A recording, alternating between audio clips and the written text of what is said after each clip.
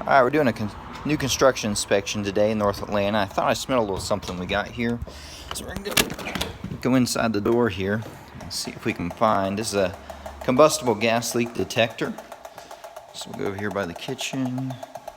You can see it's telling us something's going on, but it doesn't seem like it's by the range. Maybe the fireplace. Nope.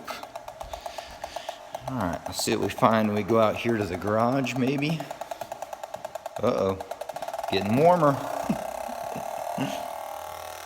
So we got our gas water heater. And yeah. Bingo. Sweet. Turn that off.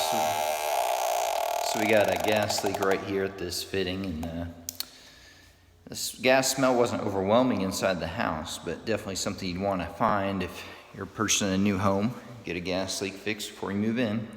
That's why you call a good home inspector, to check things out before you close.